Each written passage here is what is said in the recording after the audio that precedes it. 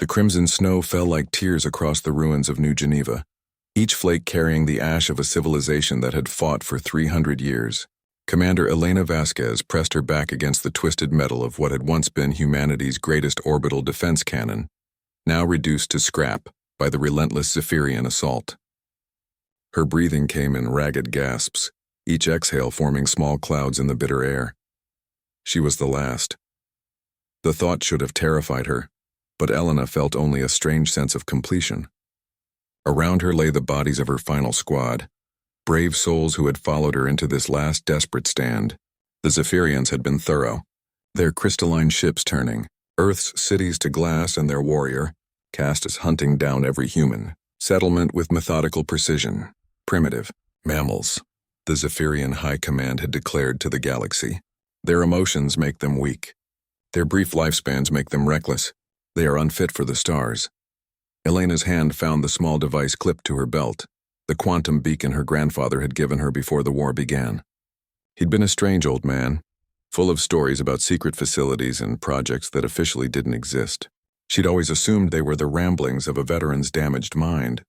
The crystalline hum of approaching Zephyrian hover tanks grew louder. Elena closed her eyes and pressed the beacon's activation stud. Deep beneath the Antarctic ice, in a facility that had been forgotten by all but the most classified archives, ancient systems stirred to life. The quantum signal penetrated layers of rock and permafrost, reaching sensors that had waited in darkness for over 2 centuries. Project Eternal Guard had been humanity's most desperate gambit during the resource wars of the 23rd century, a last resort that was never used because peace had been achieved through diplomacy. 200 volunteers, humanity's finest soldiers, scientists, and strategists, had been placed in cryogenic suspension with their bodies enhanced by experimental nanotechnology. They were to be awakened only if humanity faced extinction. The signal pulsed through the facility's neural networks, and one by one, the cryopods began their revival sequences. Captain Marcus Chen was the first to open his eyes. The enhanced soldier's augmented nervous system came online instantly, downloading tactical data from the facility's quantum computers. Around him, his team was awakening, men and women he'd served with before the long sleep. "Now humanity's final hope. Status report," he commanded, his voice carrying the authority of someone who had never learned to accept defeat.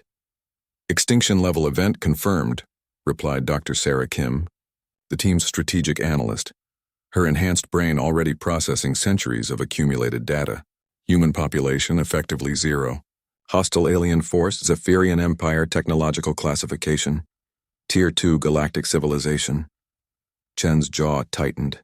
The nanotechnology in his bloodstream had made him stronger, faster and more resilient than any human in history, but even he felt the weight of their situation. "They made one mistake," said Lieutenant Commander Yuki Tanaka, her cybernetic implants interfacing with the facility's weapon systems. "They let us sleep through the war instead of fighting it." The 200 awakened soldiers moved with inhuman precision through the facility's corridors. Their enhanced bodies felt no fatigue. Their augmented minds processed information at superhuman speeds, and their hearts burned with a fury that had been crystallized by centuries of sleep. They emerged from the ice like ancient gods returning to a world that had forgotten them. The Zephyrians had grown complacent in their victory, their occupation forces scattered across Earth's continents in small, manageable garrisons. It was a mistake they would not live to repeat. The first Zephyrian outpost fell in 17 minutes. The crystalline beings inside barely had time to send a distress signal before Chen's team tore through their defenses like phantoms. The aliens' advanced technology, so superior to the equipment humanity had possessed during the war, proved inadequate against enemies who moved like lightning, and struck with the accumulated tactical knowledge of humanity's greatest military minds. News of the attack spread through the Zephyrian command network like wildfire. Impossible reports flooded in. Small units of human soldiers supposedly extinct, destroying facilities that should have been impregnable. These weren't the desperate, emotional fighters the Zephyrians remembered. These were something else entirely. Dr. Kim's team had taken control of the orbital communication arrays, broadcasting a message that reached every Zephyrian ship in the system. "You declared us extinct. You were premature. The Eternal Guard moved across Earth like a surgical blade, each strike calculated for maximum psychological impact. They didn't just fight, they demonstrated. Every Zephyrian garrison that fell was a lesson for the others. Humanity's greatest strength had never been their emotions or their recklessness. It had been their refusal to stay dead.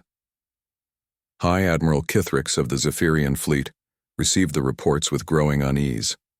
These new humans fought without the chaotic passion that had characterized their species during the war. They moved with cold precision, struck without warning, and vanished before retaliation could be organized. "How many of them are there?" he demanded. "Intelligence estimates 200 individuals, my lord." 200?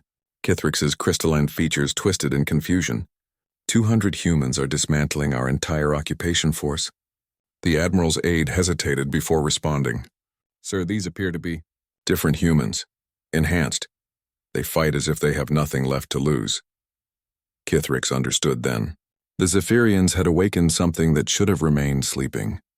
They had pushed humanity past the point of desperation into a realm where normal tactical considerations no longer applied.